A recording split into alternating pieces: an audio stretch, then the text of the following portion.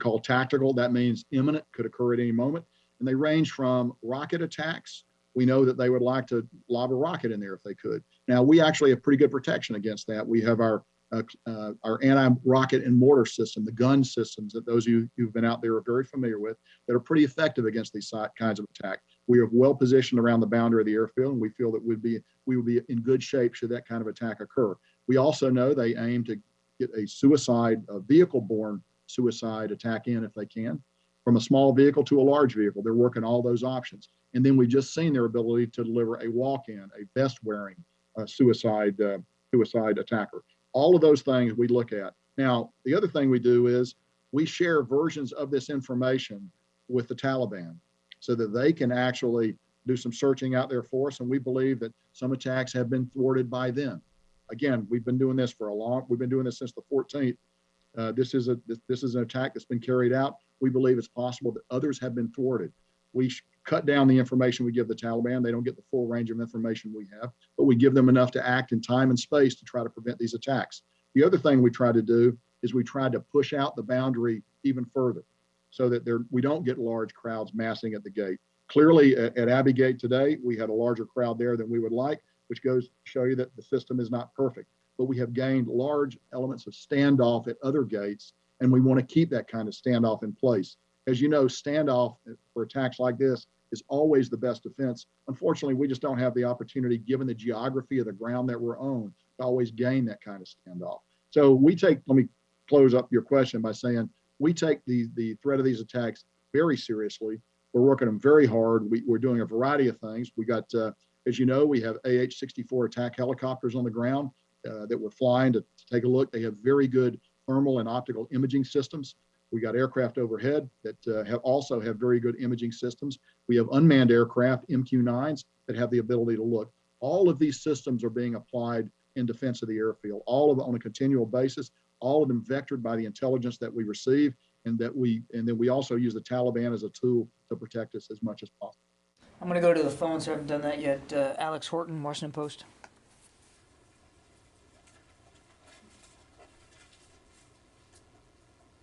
Alex, you there? Yep, just unmuting. Hey, General, this is Alex Horton with the Washington Post. Thanks for doing this. Can you give us a sense of where you are in casualty notification for these folks on the ground? How long you expect it to take, given that it's a large number? And also, can you tell us a little bit about, how the forces have reacted? You said that you introduced a little, probably more standoff at this point, but what are other measures you're taking to increase security after the attack? Sure. So I would actually defer you to the services for notification of casualties. That's a function that the services provide.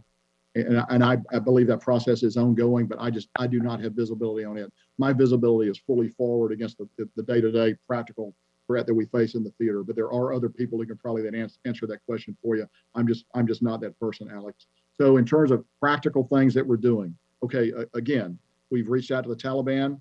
We've told them you need to continue to push out the security perimeter. We've identified some roads that we would like for them to close. They've identified that they will be willing to close those roads because we assess the threat of a suicide-borne vehicle threat is high right now. So we want to reduce the possibility of one of those vehicles getting close. And so we're actually moving very aggressively to do that. We talked a little bit about the overwatch that we have in place, but I'll review it again. We have our unmanned aircraft, our MQ-9s, and other unmanned drone systems that have very good optical and other means of looking down. So we look at what's happening around the gate. We try to identify patterns, and we got highly trained people that take a look at that. We also have our aircraft that we fly locally, the AH-64s that I mentioned a few moments ago, as well as other manned aircraft that come off the USS, off the carrier that we have off the Makran coast, as well as U.S. Air Force aircraft that we bring up from out of Afghanistan. Everything ranging from F-15s to AC-130 gunships.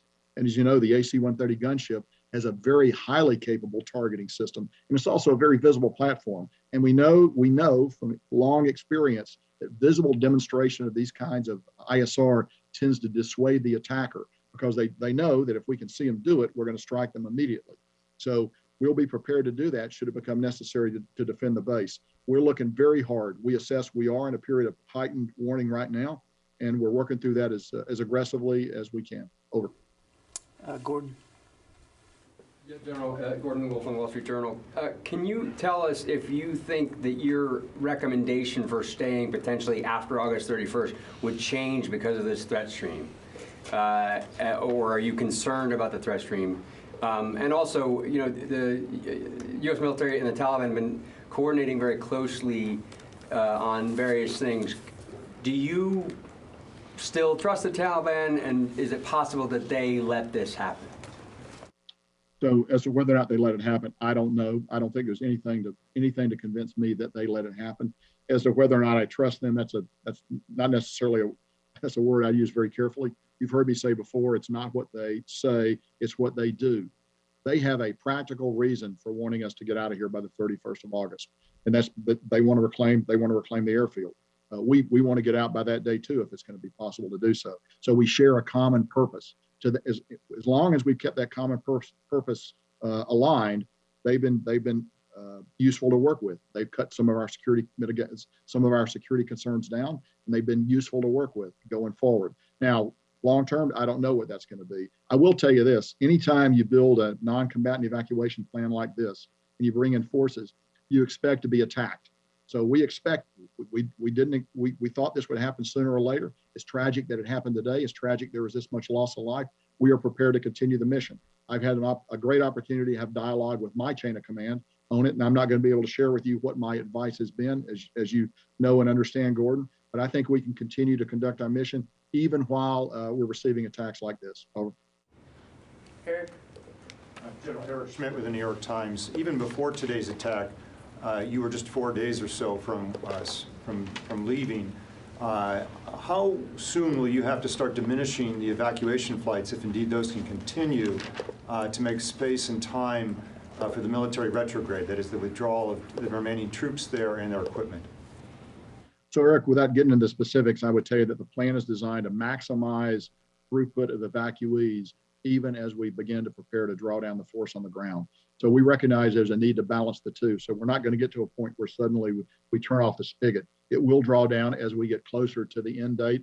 It's not useful for me to share that date with you right now when we will begin to draw down those flights, but we will do it at some point. At the same time, I want to emphasize again, the plan is designed to maximize pushing people out, even as we reconfigure the force, continue to defend ourselves, and get ready to bring out our own equipment and ultimately our own military personnel. And General, if I could just follow up on that, will you have to also develop alternative routes beyond those that you already have to get the remaining Americans in Kabul who want to leave safely to the airport? So I would tell you that we have worked over the last week. We have brought in hundreds of Americans by working alternate routes to get them in, by establishing contact with them, by directing them down a steady different ways to get to the airport. Our task force, our JSOC element, does that on the ground very effectively in coordination with Admiral Vaisley, who's the overall commander there. So we continue to do that. That's not something that we're beginning now. We've done that all along, and we will continue to do that up until the last moment. Jennifer? General McKenzie. Jennifer Griffin, Fox News. Can you say, was there one or two suicide bombers at the Abbey Gate? And can you say for certain that it was a male bomber? And can you give us any more details about the second explosion that occurred at Barron Hotel? Was that a VBIED? Was that a car bomb? Or was that also a suicide bomber? Finally, there are State Department employees who are side by side with U.S. Marines at that gate. Were there any other U.S. citizens killed in the attack? And why were the Marines so close together that so many were killed in one strike? So we think one suicide bomb at Abbey Gate. Don't know if it was male or female, just don't have that information.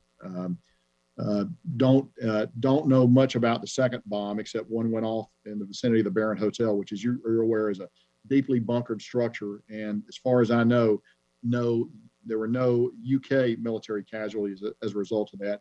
There may have been Afghan casualties, and I'm sure there were Afghan casualties, but it will take us a little bit of time to actually learn how many Afghans became casualties. We took some of them on board the installation. Many of them were taken to hospitals out in town. So what I see is what I get on open source reporting about the nature of those casualties. But we're trying to gather more information about it. So the last point, I would tell you, I don't know the size of the bomb. And the size of the bomb is directly related to how many people are going to be affected by the blast radius of the weapon. We were going to investigate that.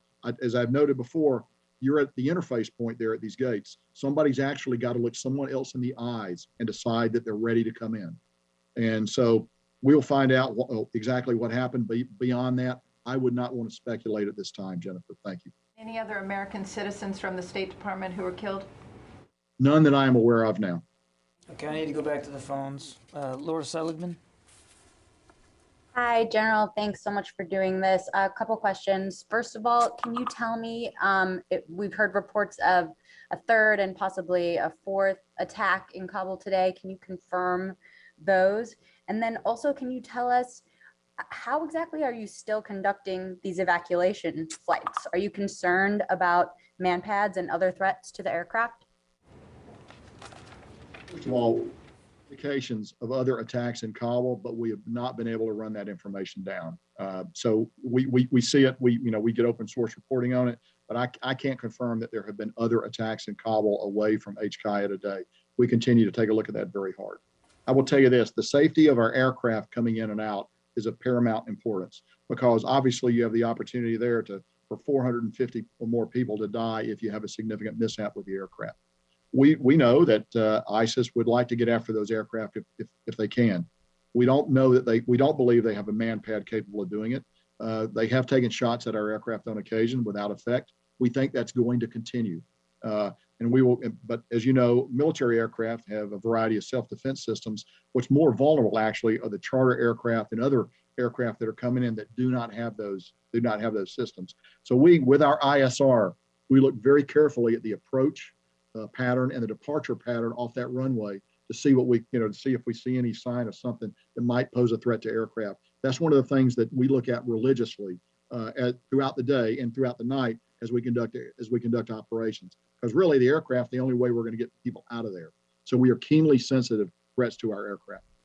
Okay, we're going to take one more question. I'm sorry, guys, we got to keep moving. We're going to take one more question and then give the general a chance to close out. Idris? Sure, General, I know it's still early, but at this moment in time, how do you believe the suicide bombers made it through several checkpoints, whether it was Taliban or Afghan forces, to the Marines? Do you believe it was a failure, or they were able to somehow evade them and make it to the Marines? Well, clearly, if they were able to get up to the Marines at the screening, at the entry point of the base, there's a failure somewhere. It was a failure by, the Taliban operate with varying degrees of competence. Some of those guys are very scrupulously good. Some of them are not. I just don't know the answer to that question. But we will. You can be assured we're going to continue to take a look at it and try to make all our practices better as we go forward. Okay, General, sir, we're going to let the general close out. General, sir, for any closing thoughts you might have, sir. Hey, John, thanks. Again, I would just like to say today's a hard day, but the thing I come back to is the remarkable professionalism that the force on the ground is showing. As I've noted before, ultimately at these screening points in particular, you got to get very up close and personal to the people that you're bringing out. There's no way to do that safely from a distance. And we should all just bear in mind that we've been doing it for well over a week. We brought 104,000 people out. That's a tremendous number of contacts that every individual Marine, soldier, or sailor has had to have as we bring people aboard the airfield. It's a very heavy heart, that I do this conversation with you today. Nobody feels it more than me or the other members of the chain of command. We'll do everything we can to improve our practices there to make sure it's as safe as possible for our folks on the ground that are doing this dirty, dangerous work. John, thanks very much. Thank you, General. Thank you all. Appreciate it. John, will you take a couple questions? No, that's going to be the end of it.